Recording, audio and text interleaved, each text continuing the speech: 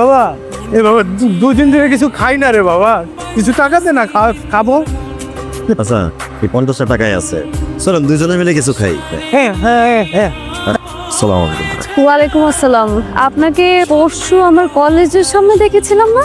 আপনি পড়াশোনা করেন নাকি? জি ম্যাডাম। ও, কোন সাবজেক্ট?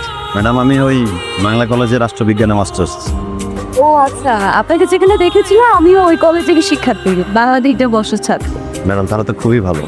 আমি আপনার কলেজের জুনিয়র, আমাকে ম্যাডাম বলতে হবে না। আমার নাম তিথি, আমাকে নাম ধরে ডাকবেন, ঠিক আছে?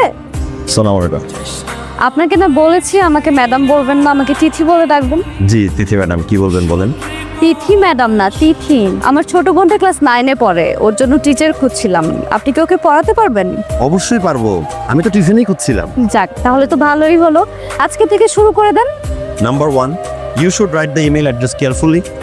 Number 2, just write the subject of your email. Sir আপনি তো খুব সুন্দর ইংরেজি পড়েন। আচ্ছা স্যার, একটা কথা শুনবেন। বলো। আমার আপু না ইংরেজিতে খুব দুর্বল, আপুকে একটু ইংরেজি পড়াবেন। খুব পাকনামি হচ্ছে না স্যার? আছে কিন্তু আপু বাসায় নেই তো? না মানে মনে মনে যদি আপুকে খুঁজেন তাই বললাম। তোমার আপুকে আমি মনে মনে কেন খুঁজতে যাবো? তাহলে কাকে খুঁজবেন? কাউকেই না।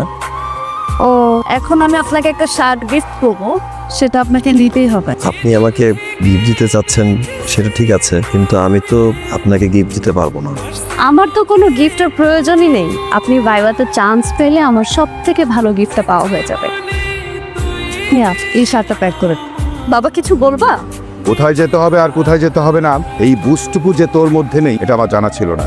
তুমি কি বলতেছো? আমি তো কোনো কিছু বুঝতেছি না বাবা। এ মাসে 15 তারিখ আমার বন্ধুর ছেলে সুমন বিদেশ থেকে বাংলাদেশে আসবে। 18 তারিখ তোদের বিয়ে। বাবা তুমি এসব কি বলতেছো?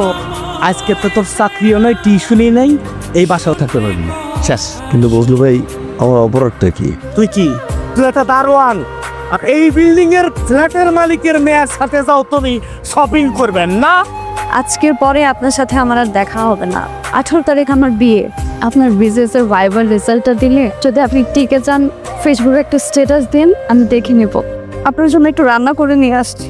এটাই মনে হয় আমার হাতের লাস্ট রান্না।